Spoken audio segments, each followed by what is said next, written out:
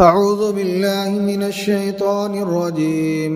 بسم الله الرحمن الرحيم. سبح لله ما في السماوات وما في الأرض وهو العزيز الحكيم. هو الذي أخرج الذين كفروا من أهل الكتاب من ديارهم لأول الحشر ما ظننتم أن يخرجوا وظنوا أنهم مانعتهم حصونهم من الله فأتاهم الله من حيث لم يحتسبوا وقذف في قلوبهم الرعب يخربون بيوتهم بأيديهم وأيدي المؤمنين فاعتبروا يا أولي الأبصار. ولولا أن كتب الله عليهم الجلاء لعذبهم في الدنيا ولهم في الآخرة عذاب النار ذلك بأنهم شاقوا الله ورسوله ومن يشاق الله فإن الله شديد العقاب. ما قطعتم من لينة أو تركتموها قائمة على أصولها فبإذن الله وليخزي الفاسقين. وما أفاء الله على رسوله منهم فما أوجفتم عليه من خيل ولا ركاب ولكن الله يسلط رسله على من يشاء والله على كل شيء قدير.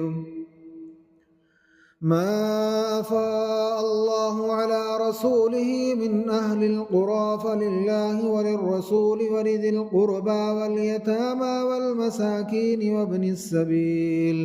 والمساكين وابن السبيل كي لا يكون دولة بين الأغنياء منكم وما آتاكم الرسول فخذوه وما نهاكم عنه فانتهوا واتقوا الله إن الله شديد العقاب. للفقراء المهاجرين الذين أخرجوا من ديارهم وأموالهم يبتغون فضلا من الله ورضوانا وينصرون الله ورسوله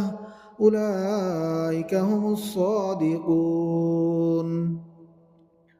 والذين تبوأوا الدار والإيمان من قبلهم يحبون من هاجر إليهم ولا يجدون في صدورهم حاجة مما أوتوا ويؤثرون على أنفسهم ولو كان بهم خصاصة ومن يوق شح نفسه فأولئك هم المفلحون.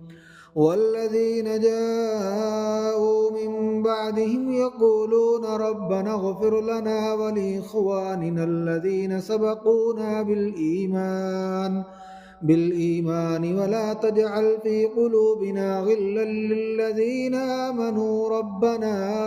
إنك رؤوف رحيم. ألم تر إلى الذين نافقوا يقولون لإخوانهم الذين كفروا من أهل الكتاب لئن أخرجتم لنخرجن معكم ولا نطيع فيكم أحدا أبدا وإن قوتلتم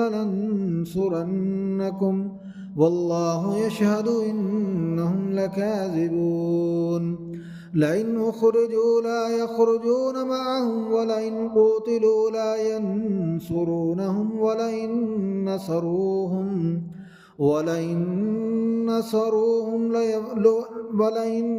نصروهم ليولن الأدبار ثم لا ينصرون. لئن أخرجوا لا يخرجون معهم ولئن قوتلوا لا ينصرونهم ولئن نصروهم ليولن الأدبار ثم لا ينصرون. لأنتم أشد رهبة في صدورهم من الله ذلك بأنهم قوم لا يفقهون لا يقاتلونكم جميعا إلا في قرى محصنة أو من وراء جدر بأسهم بينهم شديد تحسبهم جميعا وقلوبهم شتى ذلك بأنهم قوم لا يعقلون كمثل الذين من قبلهم قريبا ذاقوا وبال أمرهم ولهم عذاب أليم كمثل الشيطان إذ قال للإنسان اكفر فلما كفر قال إني بريء منك إني أخاف الله رب العالمين فكان عاقبتهما أنهما في النار خالدين فيها وذلك جزاء الظالمين يا أيها الذين آمنوا اتقوا الله ولتنظر نفس ما قدمت لغد واتقوا الله إن الله خبير بما تعملون ولا تكونوا كالذين نسوا الله فأنساهم أنفسهم أولئك هم الفاسقون لا يستوي أصحاب النار أصحاب الجنة هم الفائزون لو أنزلنا هذا القرآن على جبل لرأيته خاشعا متصدعا من خشية الله وتلك الأمثال نضربها للناس لعلهم يتفكرون هو الله الذي لا